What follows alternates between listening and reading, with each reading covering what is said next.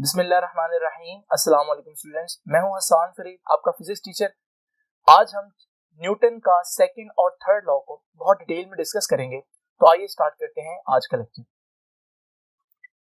Students, Newton का second law क्या कहता है, ये समझने से पहले क्यों ना हम ये देखें कि न्यूटन के सेकंड लॉ देने से पहले लोग क्या समझते थे फोर्स के बारे में। याद रखिएगा, न्यूटन का सेकंड लॉ जो है वो डिस्कस करेगा फोर्स को। लेकिन जरा हम डिस्कस करते हैं कि फोर्स के बारे में ओल्ड कॉन्सेप्ट क्या था।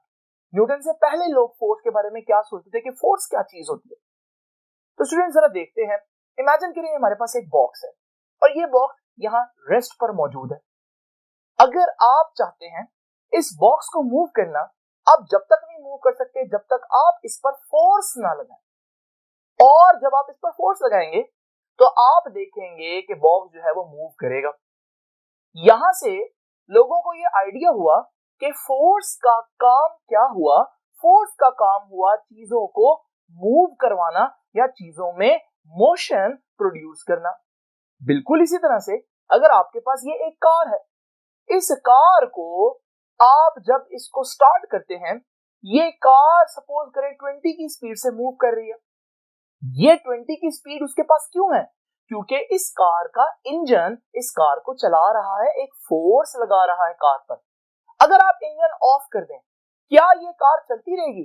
आप देखेंगे जैसे ही आप इंजन ऑफ करेंगे ये कार आहिस्ता आहिस्ता रुकेगी और इसके पास वो स्पीड 20 की अब नहीं होगी, बल्कि स्पीड कम होते होते ये रुक जाएगी। इन दोनों एग्जांपल से हमने क्या सीखा कि जब भी आप फोर्स लगाएंगे तो आप बॉडी में मोशन प्रोड्यूस करेंगे, या दूसरे अल्फाज में मोशन के लिए फोर्स जरूरी है। हम कह सकते हैं कि फोर्स प्रोड्यूसेस मोशन, या मोशन के बजाय मैं स्पीड या वेलोसिटी की बात कर सकता हूं। तो अगर आप चाहते हैं किसी चीज के पास,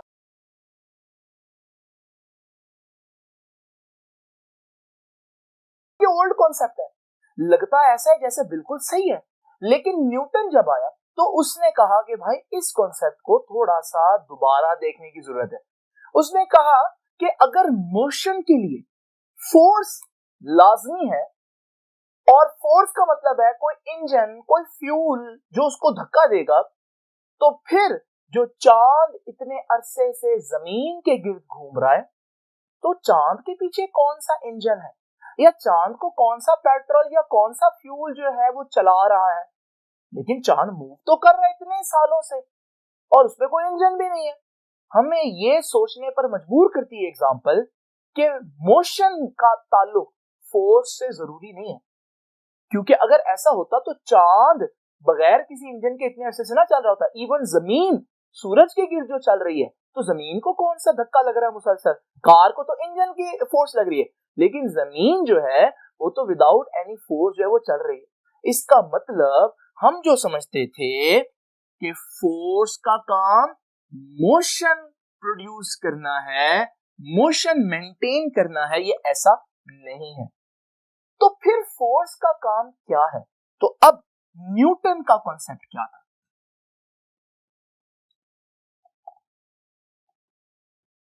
तो जरा देखते हैं जी।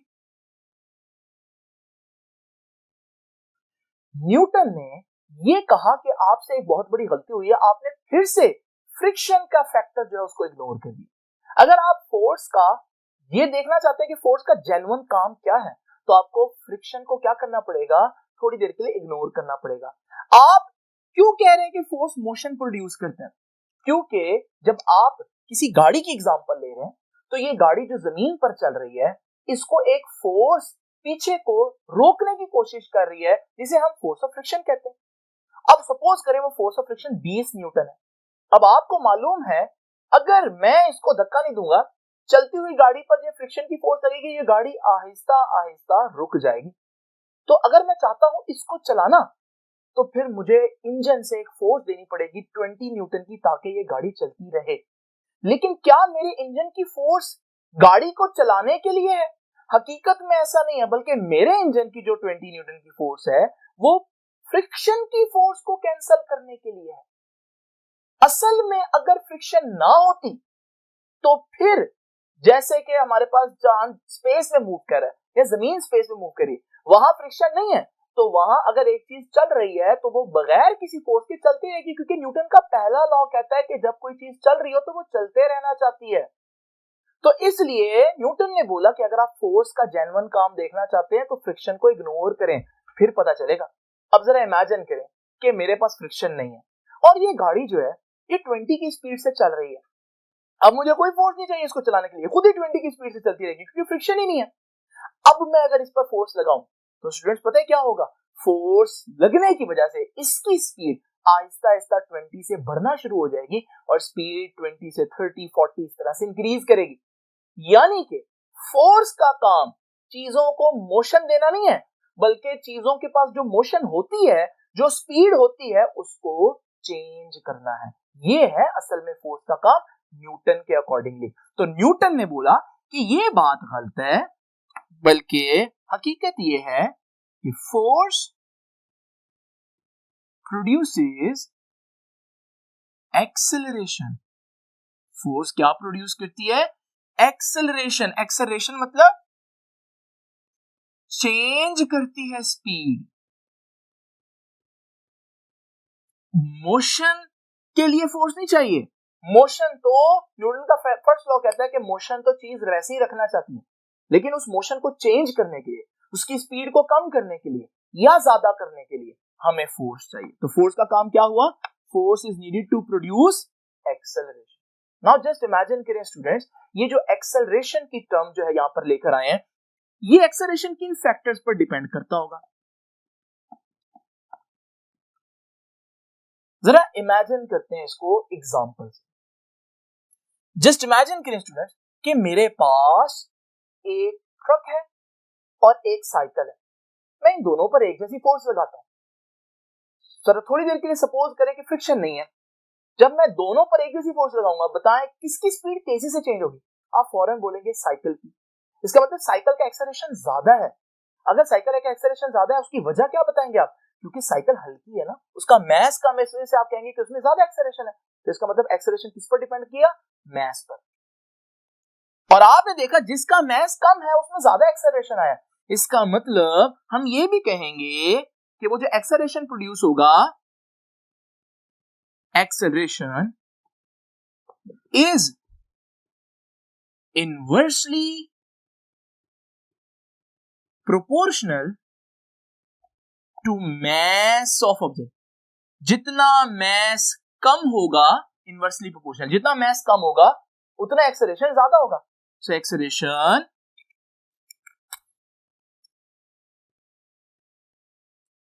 Is inversely proportional to mass. अब और कौन सा फैक्टर है जिस पर हमारा एक्सेलरेशन डिपेंड करेगा? नाउ स्टूडेंट्स जरा देखते हैं यहां पर, ये हमारे पास दो एक जैसे ऑब्जेक्ट्स हैं और मैं एक पर कम फोर्स और एक पर ज्यादा फोर्स लगाता हूं।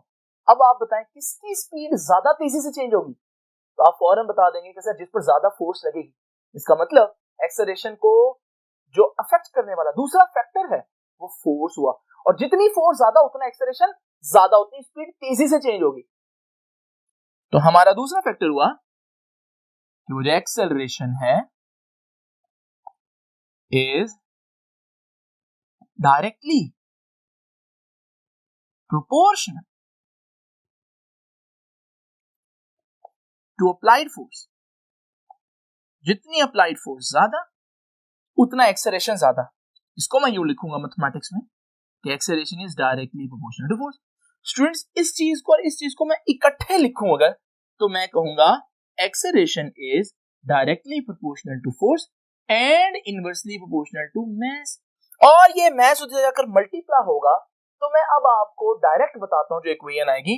वो इक्वेशन होगी students F equals to ma। बहुत इंपॉर्टेंट न्यूटन की सेकंड लॉ की इक्वेशन है और ये सीधा सीधा बता रही है भाई फोर्स का काम क्या है? चीजों को चलाना या चलती हुई चीजों में या रुकी हुई चीजों में मोशन को चेंज करना। तो दूसरी बात सही है कि इसका काम चीजों को चलाना नहीं होता। जहां ऑलरेडी फ्रिक्शन मौजूद है वहां इसका काम चीजों को चलाना लगता है, लेकिन अगर आप फ्रिक्शन को निकाल दें तो आपको पता चलेगा फोर्स का काम चीजों को चलाना नहीं है, बल्कि चीजें चलना तो खुद ही चाहती है न्यूटन के फर्स्ट लॉ के अकॉर्डिंगली, लेकिन अगर उनकी स्पीड कम या ज्यादा करनी है तो आपको फोर्स चाहिए। नाउ स्टूडेंट्स, एक बात याद रखिएगा, force is a vector quantity, बिल्कुल उसी तरह से acceleration is also a vector quantity, क्योंकि हमारे पास जब किसी स्केलर को वेक्टर से मल्टीप्लाई करें तो ही आंसर वेक्टर आता है, तो इसलिए एक्सेलरेशन जो है उसका वेक्टर होना जरूरी है, और वेक्टर के लिए तो डायरेक्शन भी होती है। तो एक्सेलरेशन हमेशा कहां होगा, याद रखिएगा, एक्सेलरेशन इज ऑलवेज, हमेशा होगा इन दी डायरेक्शन ऑफ फोर्स, जहां फोर्स उसी डायरेक्शन में एक्सेलरेशन। मिसाल के तौर पर अगर एक गाड़ी आपके पास मूव कर रही है और उस गाड़ी में अचानक से आप रेस देते हैं, इंजन की फोर्स लगाते हैं, इंजन की फोर्स जो है वो आगे को लगेगी, तो इस वक्त हम कहेंगे कि बॉडी का एक्सेलरेशन भी आगे को है। अच्छा, अगर यही गाड़ी चल रही और अचानक से आप ब्रेक लगाते हैं, ब्रेक का मतलब है आप बैकवर्ड फोर्स लगा रहे हैं, उस वक्त उसका एक्सेलरेशन भी कहां होगा, क्योंकि फोर्स पीछे को है तो एक्सेलरेशन भी बैकवर्ड होगा। इसका मतलब जहां को फोर्स उसी डायरेक्शन में एक्सेलरेशन। स्टूडेंट्स, ये था हमारा न्यूटन का सेकंड लॉ। आपने देखा न्यूटन के सेकंड लॉ ने हमें फोर्स मेजर करने के लिए एक इक्वेशन दी। न्यूटन के फर्स्ट लॉ ने फोर्स को डिफाइन किया था कि फोर्स क्या होती है, लेकिन न्यूटन के सेकंड लॉ ने फोर्स को मेजर करने की टेक्निक दी है। इसलिए यहां पर मैं लिख देता हूं कि न्यूटन के सेकंड लॉ का मकसद क्या है, मेजरमेंट ऑफ फोर्स। न्यूटन का फर्स्ट लॉ क्या करता था, डिफाइंस फोर्स, न्यूटन का सेकंड लॉ मेजर करता है फोर्स। अब न्यूटन का थर्ड लॉ देखते हैं वो क्या करेगा। आइए स्टूडेंट्स जरा देखते हैं कि न्यूटन का थर्ड लॉ क्या कहता है।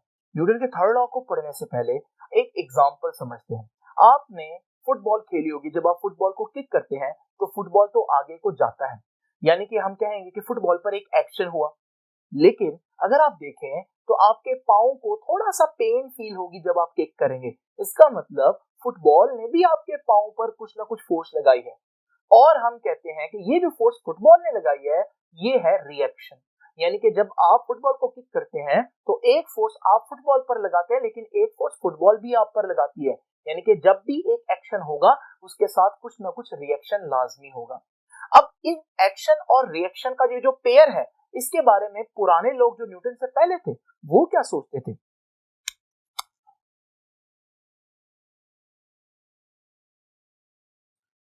स्टूडेंट्स, न्यूटन से पहले के जो लोग थे वो समझते थे कि जब हमारे पास एक बड़ा ऑब्जेक्ट है, ये किसी छोटे ऑब्जेक्ट के साथ कांटेक्ट में आएगा तो बड़ा ऑब्जेक्ट छोटे ऑब्जेक्ट पर जो एक्शन करेगा वो बड़ा होगा, लेकिन जो छोटा ऑब्जेक्ट बड़े ऑब्जेक्ट पर रिएक्शन करेगा बैकवर्ड वो कम होगा।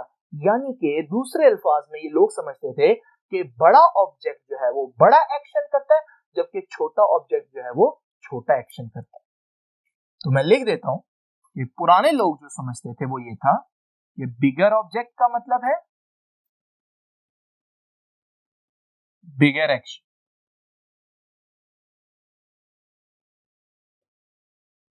जबकि स्मॉलर ऑब्जेक्ट मींस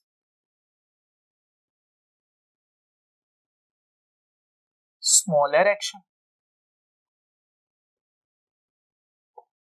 अब होता कुछ इस तरह से है कि ये बात दुरुस्त भी लगती है, क्योंकि अगर आप डेली लाइफ में डिफरेंट एग्जांपल्स देखें तो ऐसा ही लगता है जैसे जो बड़ी चीज है वो बड़ा एक्शन करती है, जबकि छोटी चीज जो है वो छोटा रिएक्शन करती है।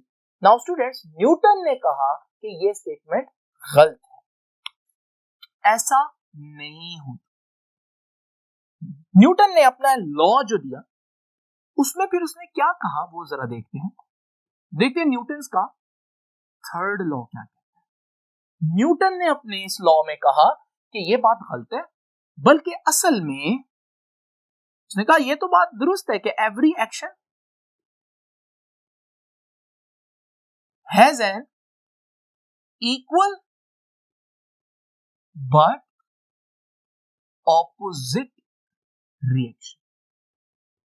उसने कहा ये तो बात दुरुस्त है कि हर एक्शन का एक रिएक्शन होता है, लेकिन बड़ा बॉडी बड़ा एक्शन करेगी और छोटी बॉडी छोटा एक्शन करेगी, ऐसा नहीं होता, बल्कि action and reaction are equal, हमेशा बराबर होते हैं, लेकिन ऑपोजिट डायरेक्शन में होते हैं। ऑपोजिट डायरेक्शन भी समझ में आ जाती है। लेकिन ये इक्वल कैसे हो गए, ये बात समझ में नहीं आती। और आप ऐसी एग्जांपल देखेंगे जिनमें आपको लगेगा जैसे न्यूटन का लॉ गलत है। मिसाल के तौर पर जस्ट इमेजिन करें स्टूडेंट्स कि हमारे पास जमीन से कुछ फासले पर, कुछ बुलंदी पर, कुछ हाइट पर एक ऑब्जेक्ट है। आपको मालूम है ना, जमीन इस ऑब्जेक्ट को अपनी तरफ खींच लेगी, तो जमीन इसको अपनी तरफ खींचेगी ग्रेविटी की वजह से, और ये ऑब्जेक्ट नीचे आएगा। अब ये कॉन्सेप्ट गलत है, क्योंकि यहां पर हमने सिर्फ एक फोर्स को शो किया जिसमें जमीन ऑब्जेक्ट को खींच रही है। हकीकत में क्या होगा जरा देखते हैं। एक्चुअली में जब हमारे पास जमीन से ऊपर कोई ऑब्जेक्ट मौजूद हो, तो ना सिर्फ जमीन उस ऑब्जेक्ट को अपनी तरफ खींचती है, बल्कि ऑब्जेक्ट भी जमीन को अपनी तरफ खींचता है।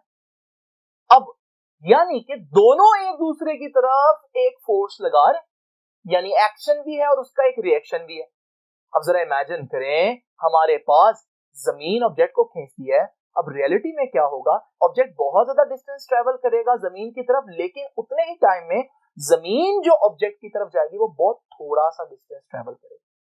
तो यहां से देखकर हमें लगता है कि यार एक्शन और रिएक्शन आपस में बराबर तो नहीं है, बल्कि एक्शन जो है वो ऑब्जेक्ट पर जो फोर्स लगी है उसने ज्यादा एक्सेलरेशन प्रोड्यूस किया, जबकि जमीन तो अपनी जगह से थोड़ा सा मूव हुई है। बट न्यूटन ने ये बोला कि आप एक्शन को ये ना देखें कि कितना एक्सेलरेशन है, क्योंकि एक्शन और रिएक्शन तो फोर्स है, और force F is equal to m में होती है, न्यूटन का सेकंड लॉ कहता है।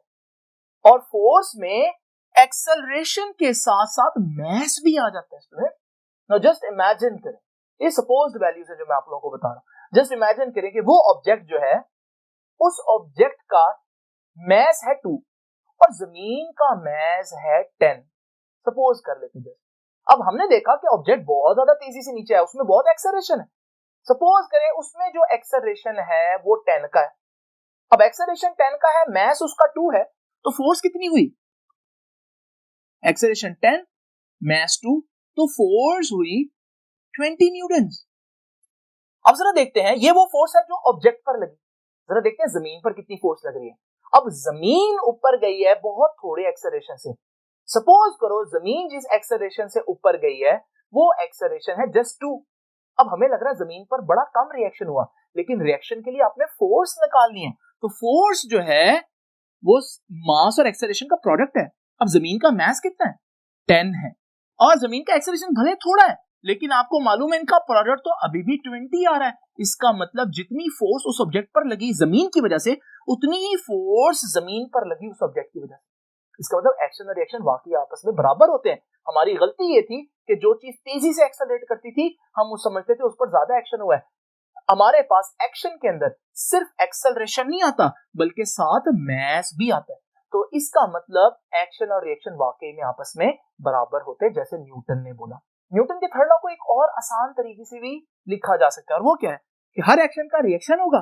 तो हम यहां से एक नतीजा निकालते हैं कि forces comes in pair. Forces pairs में आती है, क्योंकि अगर आप एक फोर्स लगाते हैं तो उसका रिएक्शन तो होगा, तो ये पेयर बन गया। और दूसरी इंपॉर्टेंट बात क्या है स्टूडेंट्स में, याद रखिएगा न्यूटन के थर्ड लॉ के मुताबिक हमारे पास action and reaction occurs for same interval of time, यानी कि जितनी देर में एक्शन हुआ दूसरी बॉडी में उतनी ही देर में रिएक्शन भी हो जाएगा। ये नहीं होता कि एक्शन तेजी से हो जाए रिएक्शन देर से हो, जितना टाइम एक्शन का उतना ही टाइम रिएक्शन का। और हमने क्या सीखा इस लॉ से,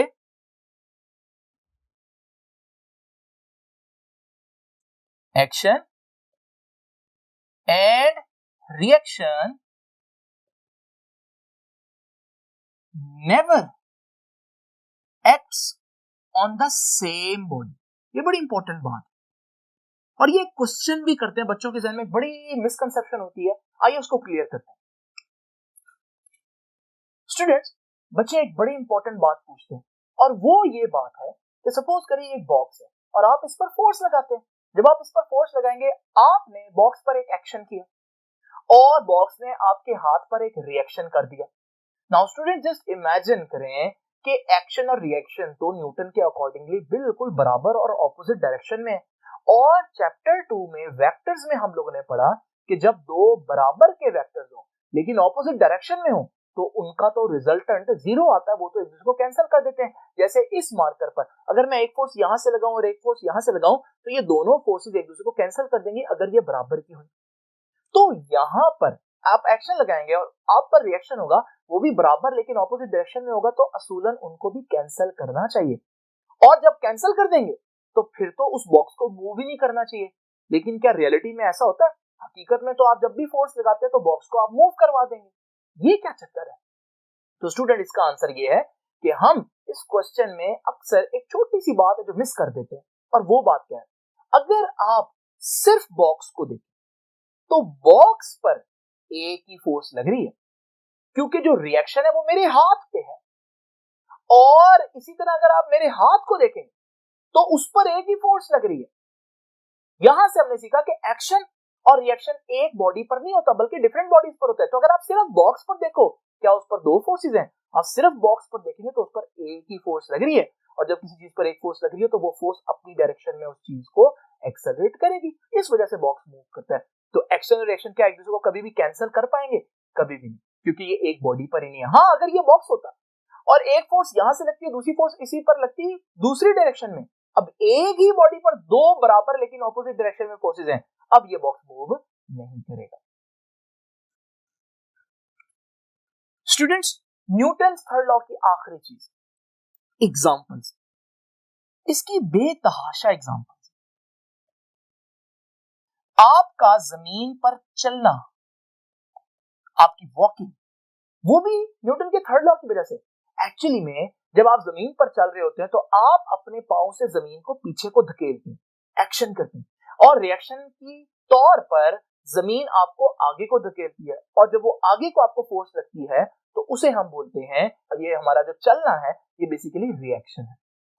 तो आपका वॉक करना, जो बोर्ड्स होती उनका चलना पानी के अंदर, वो भी इसी तरह से होता है कि आप बोट कैसे चलती है, आप पीछे से पानी को धक्का देते हैं बैकवर्ड, जिसकी वजह से पानी रिएक्शन के तौर पर आपको आगे को धक्का देता है और आप आगे चलते हैं। अब ये सारी एग्जांपल देखकर लोगों के जहन में आई बात कि यार हम क्यों ना इसको किसी मकसद के लिए यूज करें। और फिर इसी बात पर हम लोगों ने रॉकेट्स बनाए, क्योंकि रॉकेट में क्या होता है कि रॉकेट में बैकवर्ड गैसेस निकाली जाती है बड़ी तेजी से, जिसकी वजह से एक्शन होता है और रिएक्शन के तौर पर गैसेस जो है वो रॉकेट को ऊपर को धक्का देती है। तो रॉकेट का चलना, गाड़ी का चलना, ये सारी चीजें हमें न्यूटन के थर्ड लॉ की बदौलत ही मिली। इसका मतलब मैं कह सकता हूं न्यूटन के थर्ड लॉ ने क्या किया, फोर्स को अप्लाई कैसे करना है वो बताया। आपने देखा न्यूटन का फर्स्ट लॉ क्या करता था? न्यूटन का फर्स्ट लॉ ने फोर्स को डिफाइन किया कि फोर्स होती क्या है। न्यूटन के सेकंड लॉ ने फोर्स को मेजर करना सिखाया, और न्यूटन के थर्ड लॉ ने हमें फोर्स को यूज करना, एप्लीकेशन ऑफ फोर्सेस बताया। तो स्टूडेंट्स, आई होप कि आपको न्यूटन का फर्स्ट, सेकंड और थर्ड लॉ समझ में आया होगा, और अब आपको बड़ी अच्छी तरह से अंदाजा होगा कि एक्चुअली ये लॉ क्यों इंपॉर्टेंट है। और ये लॉ जो है जिस वक्त न्यूटन ने दिया, ये सिंपल स्टेटमेंट नहीं है, बल्कि उसने उस वक्त के लोगों की बहुत ज्यादा करेक्शन की, क्योंकि उस वक्त सारी दुनिया फोर्सेस के बारे में बहुत ज्यादा मिसकंसेप्शन रखती थी। ये लॉ समझना बहुत इंपॉर्टेंट है, क्योंकि अगले आर्टिकल आप तभी अंडरस्टैंड कर पाएंगे जब इसकी प्रॉपर कॉन्सेप्ट आपके पास होगा। तो स्टूडेंट, ये था आज का लेक्चर। आपसे मुलाकात होगी नेक्स्ट लेक्चर में। तब तक के लिए अल्लाह हाफिज।